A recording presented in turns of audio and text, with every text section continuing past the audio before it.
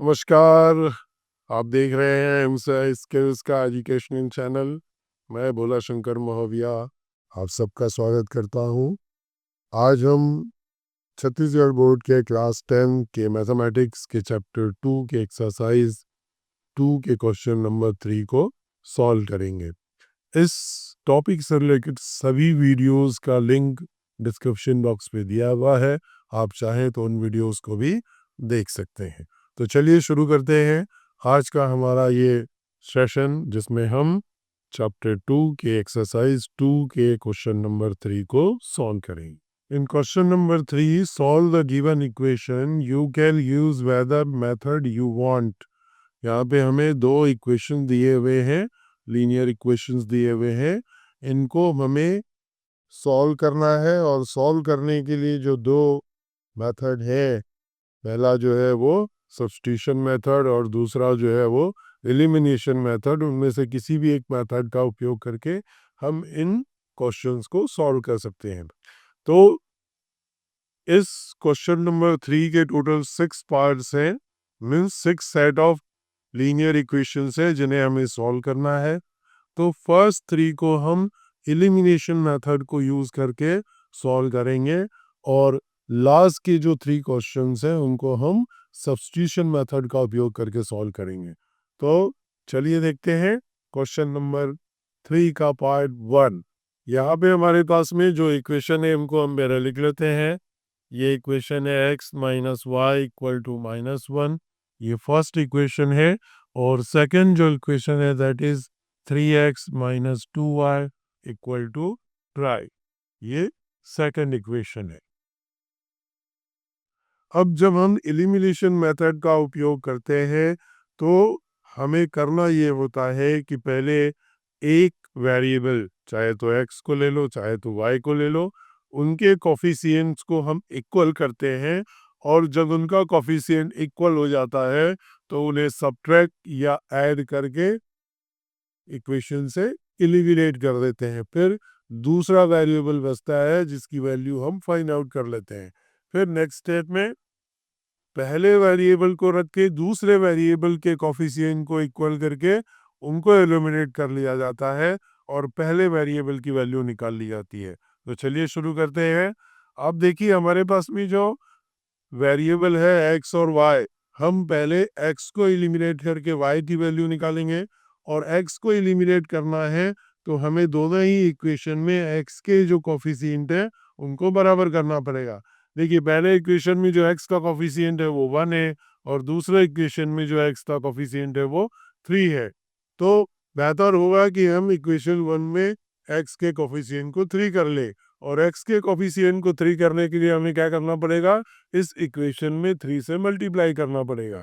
तो वही मैं करने जा रहा हूँ। कैलक होगा मैं मल्टीप्लाई इक्वेशन 1 बाई 3। चलिए 3 से मल्टीप्लाई करूँगा तो ये 3 इंटू क्या हो जाएगा x minus y equal to, ध्यान रखिए ये मल्टीप्लिकेशन आपको दोनों साइडों पे करना पड़ेगा, इक्वल टू के लेफ्ट हैंड साइड और राइट हैंड साइड दोनों तरफ। चलिए 3 को x से मल्टीप्लाई कर रहा हूँ तो ये हो जा रहा है 3x, माइनस 3 को y से मल्टीप्लाई करूँगा तो ये हो जाएगा 3y इक्वल टू, -1 को 3 से मल्टीप्लाई करने पे क्या आएगा -3। ये हो गया हमारा इक्वेशन नंबर 3। अब देखिए इक्वेशन नंबर 3 में x का जो कोफिशिएंट है वो 3 है और इक्वेशन 2 में भी x का कोफिशिएंट 3 है। तो हम दोनों इक्वेशंस में से x को एलिमिनेट करेंगे तो वो कैसे होगा, हम इक्वेशन 3 से इक्वेशन 2 को माइनस कर देते हैं। चलिए लिखते हैं इक्वेशन 3 को पहले। ये है 3x minus 3y equal to -3, ये इक्वेशन 3 हुआ। और इक्वेशन 2 को लिखता हूँ मैं 3x minus 2y equal to 12।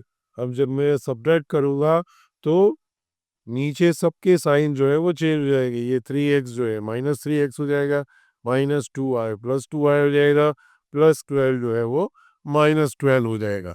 चलिए ये +3x, ये -3x, एक दूसरे को कैंसिल करेंगे। देन -3y + 2y का रिजल्ट क्या आएगा? -y इक्वल टू -3 और -12 सेम साइन है दोनों के सामने, इसलिए जुड़ जाएगा। जुड़ के क्या होगा? ये 15 और साइन क्या होगा? माइनस का। अब ये दोनों साइड के माइनस साइन को हम कैंसिल कर देते हैं, तो y की वैल्यू हमें क्या मिल गई? 50। तो इस तरीके से y की वैल्यू हमारे पास में आ गई है। अब हम क्या करेंगे? y को एलिमिनेट करके x की वैल्यू निकालेंगे।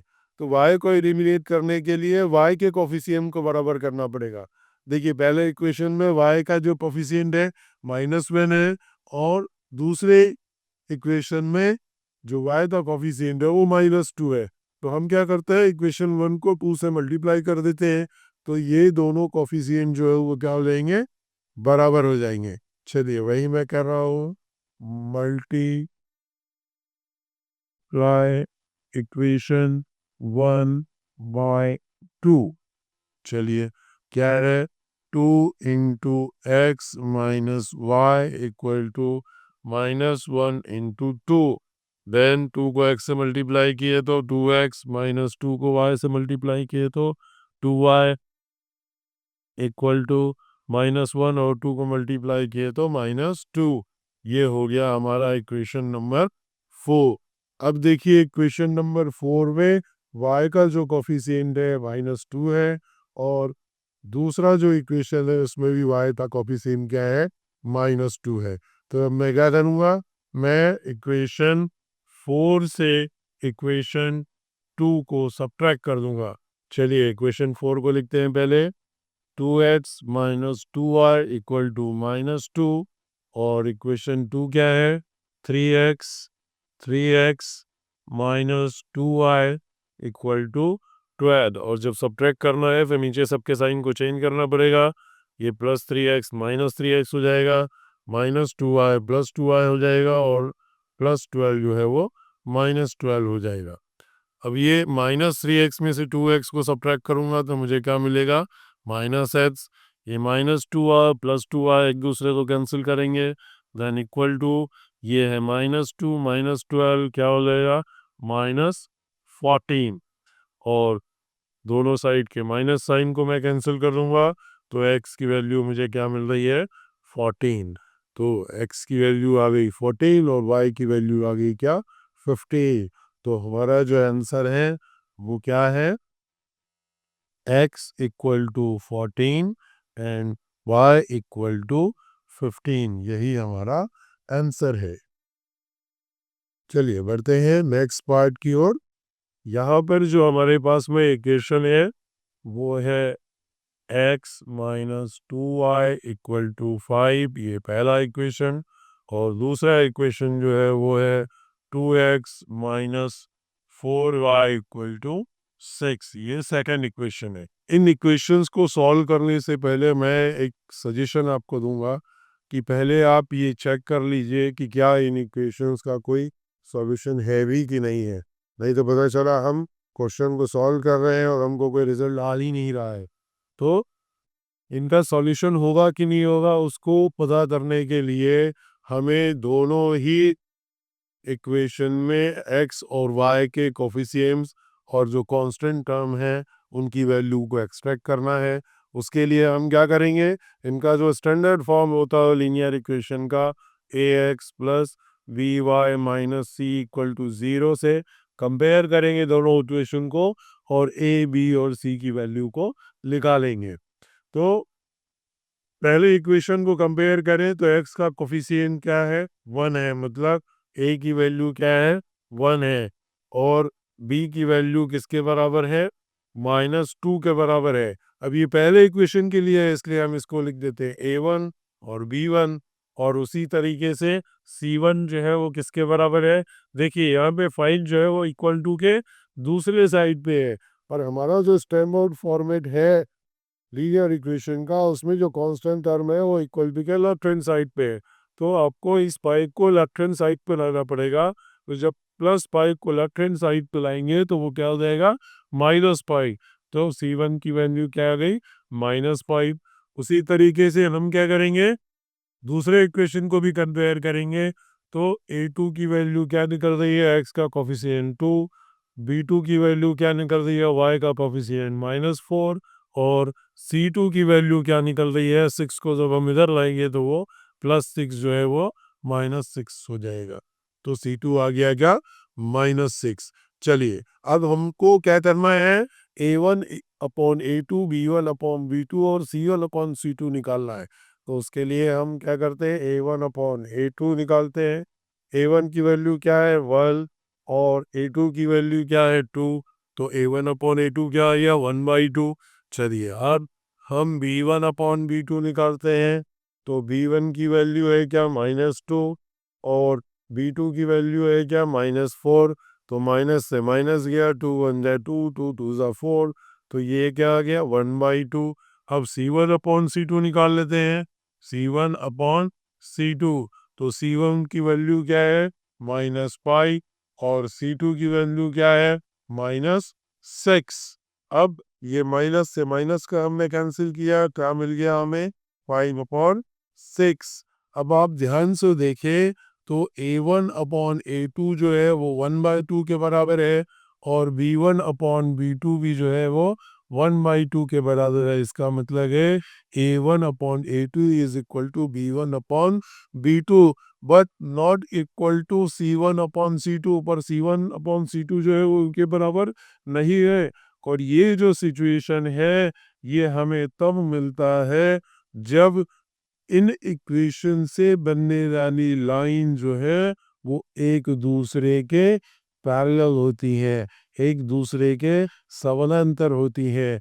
और जब दो लाइनें एक दूसरे के समानांतर हो, मतलब वो कभी जब एक दूसरे को क्रॉस ना करे, तो उनका कभी भी कोई कॉमन सॉल्यूशन नहीं होता है।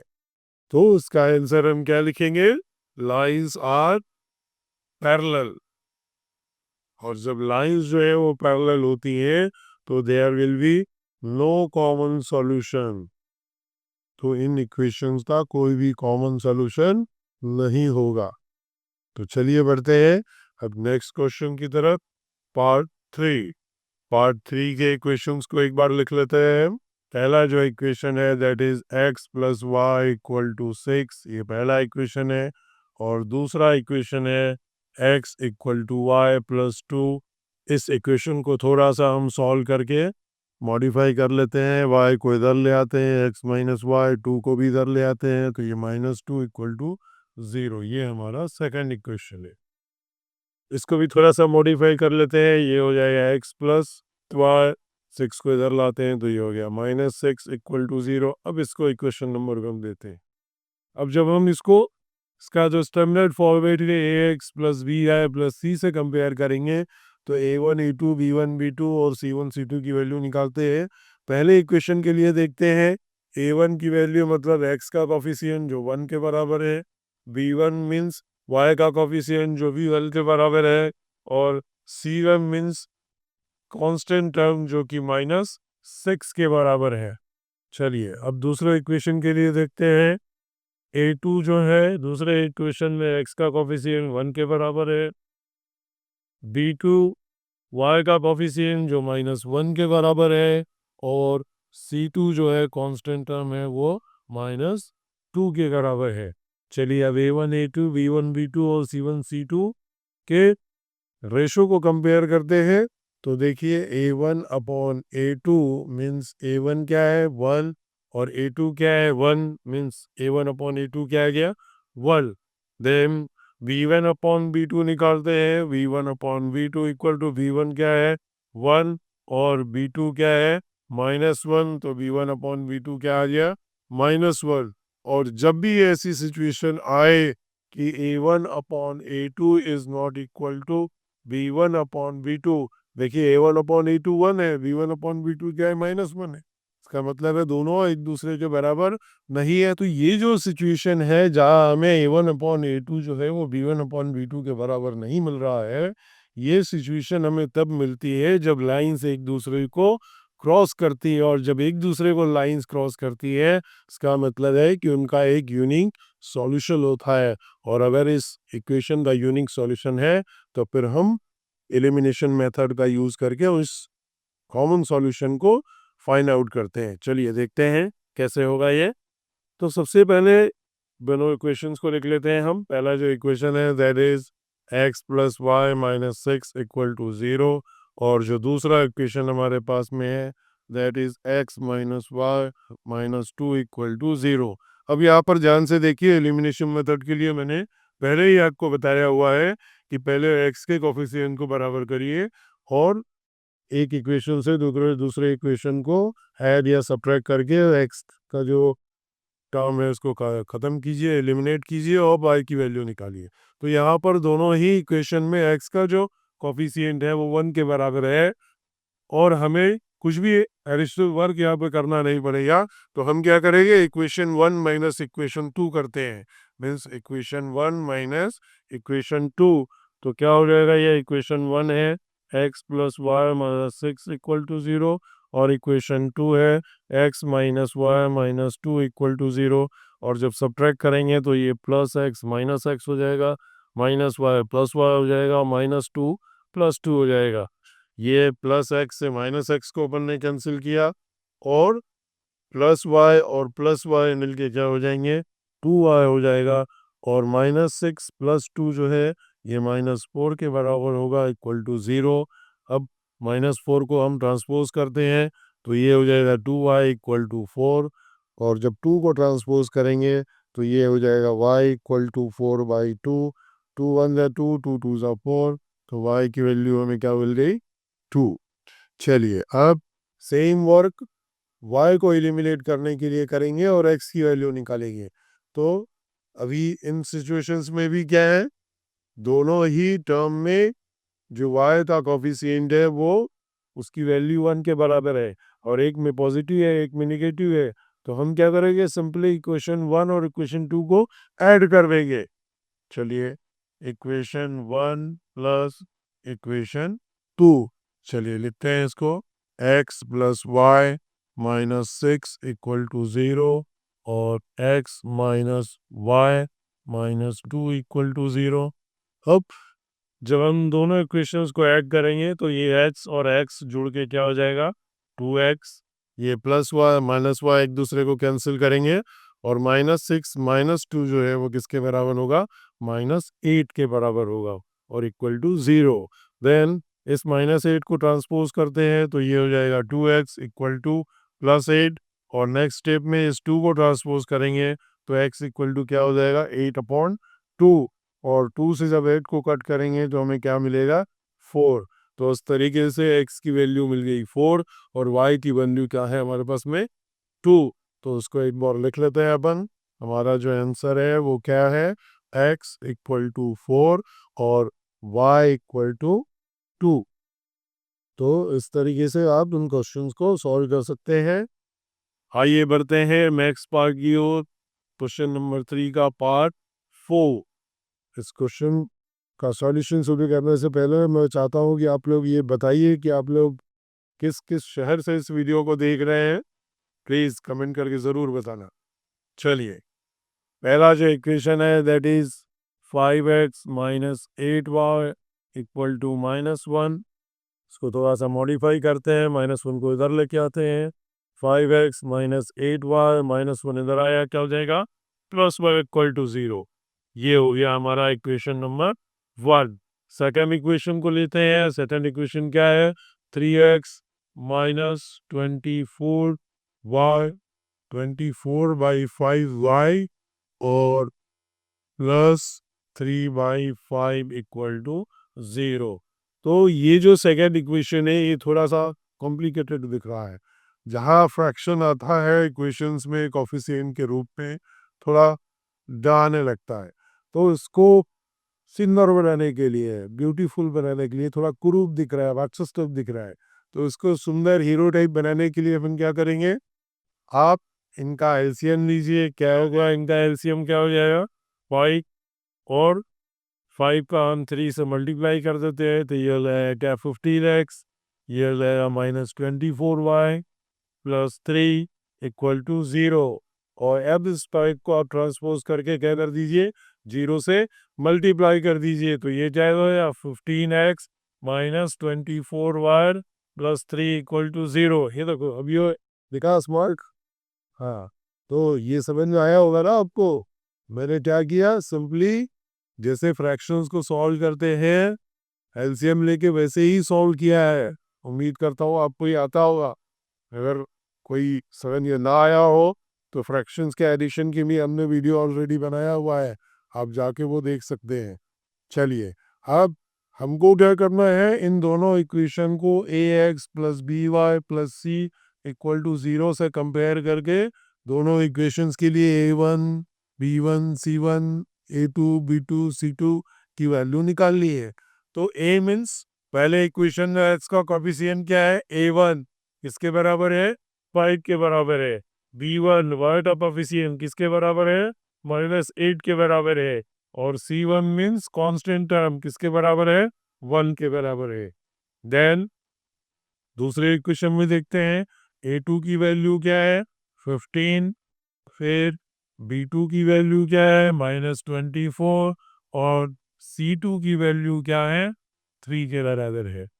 चलिए अब A1 अपॉन A2 निकालते हैं। A1 upon A2 is equal to क्या है, A1 क्या है 5, A2 क्या है 15।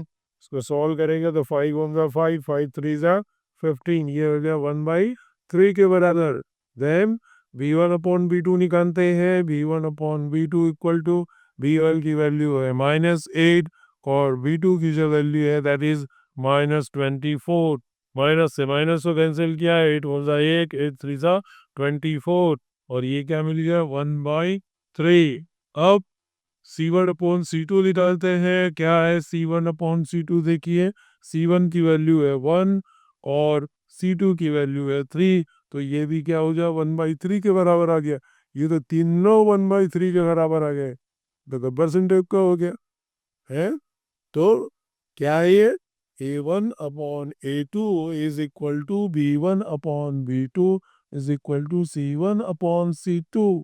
और ये कब होता है, ये तब होता है जब लाइंस जो हैं वो एक दूसरे के ऊपर बनती हैं, एक दूसरे को ओवरलैप करती हैं। और एक दूसरे के ऊपर जब वो लाइनें बनती हैं तो उनके बीच में एक नहीं बल्कि इनफाइनाइट कॉमन सॉल्यूशन होता है। तो उन इनफाइनाइट कॉमन सॉल्यूशन को निकालना तो पॉसिबल नहीं है, तो हम इसको सिंपली क्या लिख देंगे, lines are coincide so there will be infinite solutions. तो इस क्वेश्चन का आंसर क्या है कि इन इक्वेशंस के इनफाइनाइट कॉमन सॉल्यूशन होंगे। आ रहा समझ में भाई, लगता था आपके चेहरे को देख के ये समझ में आ रहा है। और अगर समझ में आ रहा है तो इस वीडियो को थोड़ी देर के लिए पॉज कीजिए और ये जो नेक्स्ट क्वेश्चन है उसको अपने आप बनाने की कोशिश कीजिए। क्या हुआ, बना, बन गया तो मुबारक हो, आपने क्वेश्चन को सॉल्व करना सीख लिया है। और अगर नहीं बना तो प्लीज़ कमेंट करके ज़रूर बताओ कि आप फंस कहाँ रहे हो, ताकि हम वहाँ से आपको निकाल सकें। चलिए बनाते हैं इसको। पहले तो इक्वेशंस को लिखते हैं। पहला इक्वेशन है 3x minus 4y minus 1 equal to 0। ये इक्वेशन नंबर 1 है। और इक्वेशन नंबर 2 क्या कहता है, इक्वेशन नंबर 2 है 2x minus 8/3y plus 5 equal to 0। Again ये खतरनाक दिख रहा है, तो हम क्या करेंगे, इसको अपॉन 1 कर देंगे, इसको भी अपॉन 1 कर देंगे और इसका हम क्या करेंगे, एलसीएम निकालेंगे। 1 1 और 3 का एलसीएम क्या आएगा, 3। 3 को 1 से डिवाइड करेंगे 3 आएगा, उस 3 को 2x से मल्टीप्लाई करेंगे तो क्या आएगा 6x। देन माइनस 3 को 3 से डिवाइड करेंगे 1 आएगा, 1 को 8 से मल्टीप्लाई करेंगे 8 आएगा, 8y हो गया। देन प्लस 3 को 1 से डिवाइड करेंगे 3 आएगा, 3 को 5 से डिप्लाई करेंगे 15 आएगा इक्वल टू 0। 9 अब इस 3 को ट्रांसपोज करके 0 से मल्टीप्लाई कर देंगे तो हमारा इक्वेशन क्या हो जाएगा, 6x minus 8y plus 15 equal to 0। ये हो गया हमारा इक्वेशन नंबर 2। चलिए अब A1 A2 B1 B2 और C1 C2 निकालते हैं।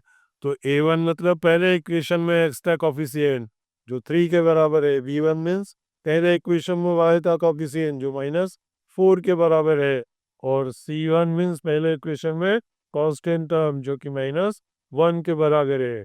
सेम सेटल इक्वेशन के लिए A2 निकालते हैं, x का कॉफिशिएंट 6, B2 निकालते हैं y का कॉफिशिएंट -8, और C2 जो है वो क्या है, 15 के बराबर है। अब A1 upon A2, B1 upon B2, C1 upon C2 निकालते हैं। A1 अपॉन A2 देखिए क्या है, A1 है 3, A2 है 6, तो ये हो गया 3/6, और इसको कट करेंगे तो 3 1 जा 3, 3 2 जा 6, मीन्स ये क्या हो गया, 1/2 के बराबर आ गया। देन B1 अपॉन B2 निकालते हैं। B1 क्या है, -4, और B2 क्या है, -8। माइनस से माइनस को कैंसिल किया, 4 1 जा 4, 4 2 जा 8, तो ये 1/2 के बराबर हो गया। देन C1 अपॉन C2 निकालते हैं। C1 की वैल्यू क्या है, -1, और C2 की वैल्यू क्या है, 15, तो ये आ जाए -1/15। तो इसको देखने से हमको समझ में आ रहा है कि A1 upon A2 is equal to B1 upon B2 is not equal to C1 upon C2। और ये जो कंडीशन है ये हमें तब मिलती है जब लाइंस एक दूसरे के पैरेलल हो, और जब लाइंस एक दूसरे के पैरेलल होती है तो उनके बीच में कोई भी कॉमन सॉल्यूशन नहीं होता, क्योंकि वो एक दूसरे को क्रॉस करती ही नहीं है। तो हम इसका आंसर क्या लिखेंगे, lines are parallel so there will be no common solution. यही हमारा आंसर है। आशा करता हूँ आपको ये समझ में आ रहा होगा, और अगर समझ में आ रहा है तो प्लीज़ वीडियो को लाइक कीजिए, अपने फ्रेंड्स और क्लासमेट्स को शेयर कीजिए, चैनल पे नए हैं तो सब्सक्राइब कीजिए। चलिए बढ़ते हैं नेक्स्ट पार्ट की तरफ, पार्ट 6। पार्ट 6 में जो इक्वेशन हमारे पास में है वो पहला इक्वेशन है x plus 2y equal to 8। थोड़ा इसको मॉडिफाई करते हैं तो ये हो जाएगा x प्लस 2y, 8 को इधर लेके आए तो ये -8 इक्वल टू 0 हो गया, ये पहला इक्वेशन। और दूसरा इक्वेशन क्या कहता है, 2x plus 4y equal to 16। 16 को हम ट्रांसपोज करते हैं लेफ्ट साइड पे, तो ये हो जाएगा 2x plus 4y minus 16 equal to 0। ये हो गया इक्वेशन नंबर 2। चलिए अब A1 A2 B1 B2 और C1 C2 निकालना है अपने को। तो देखिए A1 की जो वैल्यू है वो x का coefficient means 1, B1 means y का कोएफिशिएंट मीन्स 2, और C1 मीन्स कांस्टेंट टर्म जो कि -8 के बराबर है। अब दूसरे इक्वेशन के लिए देखते हैं। A2 मीन्स x का कोएफिशिएंट 2, B2 मीन्स y का कोएफिशिएंट 4, और C2 मीन्स कांस्टेंट टर्म -16। चलिए अब इनका रेशो निकालते हैं। A1 upon A2 is equal to क्या हो जाएगा, A1 की वैल्यू 1 है, A2 की वैल्यू 2 है, तो ये क्या आ गया 1/2। वेल B1 अपॉन B2 निकालते हैं। B1 की वैल्यू है 2 और B2 की वैल्यू है क्या, 4। कट करेंगे तो 2 1 जा 2, 2 2 जा 4, तो ये भी 1/2 आ गया। देन C1 अपॉन C2 निकालते हैं। C1 अपॉन C2, C1 की वैल्यू है -8, C2 की वैल्यू है -16। माइनस से माइनस को कैंसिल किया, 8 1 जा 8, 8 2 जा 16, तो ये भी किसके बराबर आ गया, 1/2 के बराबर आ गया। तो तीनों ही 1/2 के बराबर है। It means A1 upon A2 is equal to B1 upon B2 is equal to C1 upon C2। और अपन ने पहले भी क्वेश्चन में देखा है कि जब तीनों ही कोफिशिएंट्स का जो रेशो है वो इक्वल हो, इसका मतलब है कि लाइंस जो है वो एक दूसरे को ओवरलैप करती हैं, एक दूसरे के ऊपर बनती हैं, और जब एक दूसरे के ऊपर लाइंस बनती है तो उनके बीच में इनफाइनाइट कॉमन सॉल्यूशंस होता है। तो हम इसको वैसे लिखेंगे, lines are expo inside. So there will be infinite common solutions. यही हमारा आंसर है। तो ये था छत्तीसगढ़ बोर्ड के क्लास 10 के मैथमेटिक्स के चैप्टर 2 के एक्सरसाइज 2 के क्वेश्चन नंबर 3 के सभी पार्ट्स का सॉल्यूशन। उम्मीद करता हूँ आपको ये समझ में आया होगा। और प्लीज़ अगर आपको ये समझ में आया हो, ये वीडियो यूज़फुल लगा हो, तो वीडियो को लाइक दीजिए, अपने फ्रेंड्स और क्लासमेट्स को शेयर कीजिए, और चैनल पर नए हैं तो सब्सक्राइब कीजिए, बेल आइकॉन को भी ज़रूर प्रेस कीजिएगा।